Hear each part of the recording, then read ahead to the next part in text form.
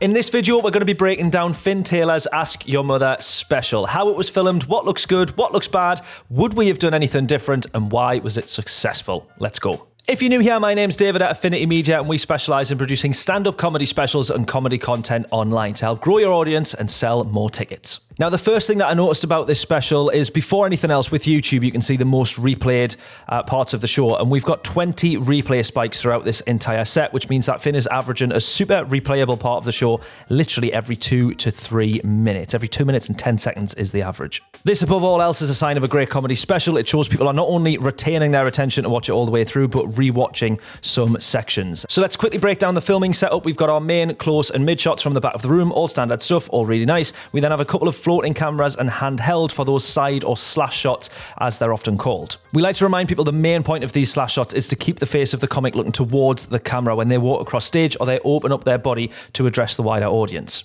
A small bugbear of mine is editors that just use this as another angle as a way to break up the shots. Unless the actual bit warrants it, this is all it should be used for. One thing that I did notice is this smoother moving shot from the side of stage left, cutting across the stage and over the crowd. It's difficult to say exactly what's going on here, but given that it's a smaller venue, I'm going to guess this isn't a full-scale crane or jib, but the movement suggests to me that it's actually a gimbal on top of an extended monopod. I then really like this reverse shot that we've got in center of stage, which looks really cool with the symmetry of the room and the beams of light either side. Because Finn blocks the main spotlight, you get this really cool partial silhouette look. So are there any suggestions or improvements? Well, in these videos going forward, I want to try and focus more on the suggestions and what we might do differently, so I'm not being super critical here for the sake of it.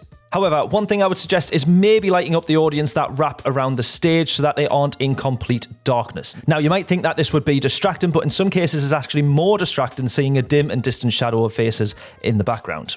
I personally would maybe have included an even closer up angle, and I think this would help some of the really small details land just a little bit better on video. For example, we got a couple of moments where Finn makes a joke and pulls this kind of, I don't know, facial expression. Finn is famous for broaching those taboo subjects in a way that not many people can, and so when we see even him question it or kind of react in such a way that makes him maybe feel uncomfortable, it hammers home the context a little bit more. More generally for comics, think of these as the little interactions that you typically have with the front row. The little glances, the little winks, raise of an eyebrow. We want to capture them on the camera as well, and it makes those subtle details land so much better. Now, these are really small details, and I got nearly 50 minutes into a 1-hour special before I thought of this, so it shows that they aren't always necessary for an entire show, but can make the biggest difference at the smallest of points. Now, if you found this helpful, first of all, follow for more, but remember that we specialise in producing stand-up comedy specials for YouTube. So if you're looking to film your next special, drop us a message.